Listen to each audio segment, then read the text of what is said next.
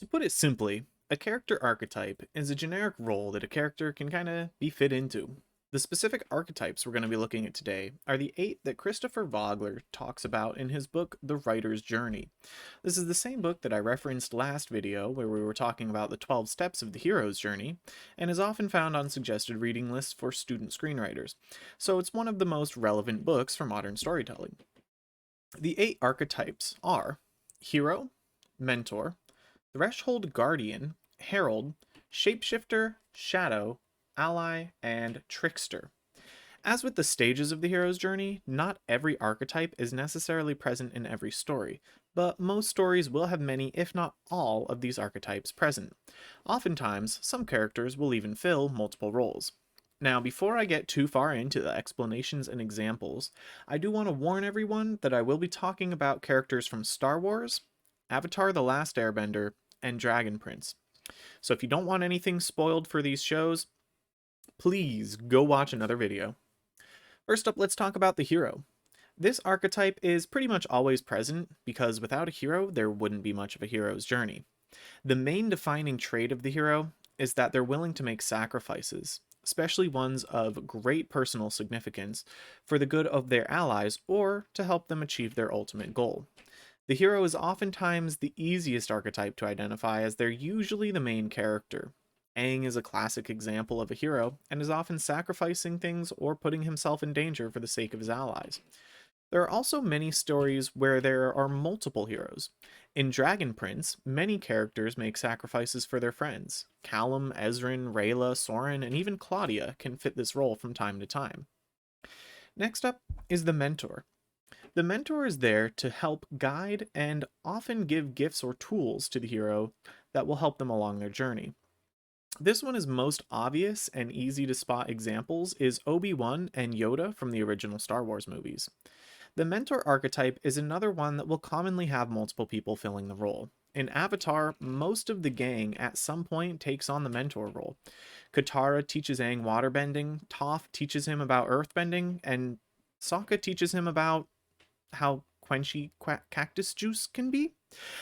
In fact, a lot of media where there is a hero and a whole party of people, there will be multiple mentors, and pretty much everyone in the party will act as a mentor at one point.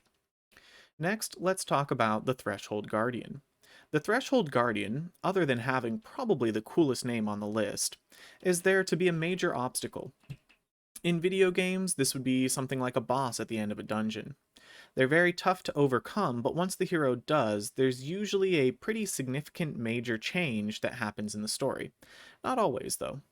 Oftentimes, there's also some kind of understanding that needs to be had before you're able to face and overcome this great challenge. A good example of this archetype would be Sol Regem. Not only is he literally guarding the threshold to Zadia, but once he's passed, they enter a completely new area. They cross the threshold into Zadia, Rayla's homeland, a land of magic that's nothing like where they were before. The Herald is a little bit of a harder archetype to identify sometimes, as this isn't necessarily always a character. The Herald can take the form of an object or event, but is always there to bring forth a new challenge. One obvious example of this is Sozin's Comet in Avatar The Last Airbender. The comet is an impending sign that there's a major event that's about to happen, and the comet itself doesn't actively take part in the event, but is a constant reminder of what's to come, and it is quite a big ordeal. The Shapeshifter is another character that can be somewhat hard to spot at times. The Shapeshifter is a character that can take on multiple roles and is often changing from the hero's perspective. Now we're going to look at another Avatar character, one of my personal favorites, Zuko. In the beginning, Zuko's an adversary to the group, constantly fighting them. But eventually, he's turned into a friend and even takes the role of mentor to Aang. Zuko's role and relationship with Aang is constantly changing, and that's what makes him a shapeshifter. Next up is the Shadow.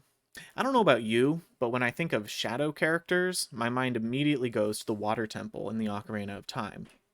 But this is a little more complex than that. The Shadow is a character that represents the dark side, and will sometimes try to tempt the heroes to join the bad guys. In Dragon Prince, this would be Avaros and Viren. In Avatar, this would be Azula. They're characters that are mostly pure evil. Although, in my opinion, I think that Viren is going to break away from Averos and we're going to get a little bit of a Zuko-like redemption arc there. Anyway, we can talk about that in a different video. The next archetype is the ally.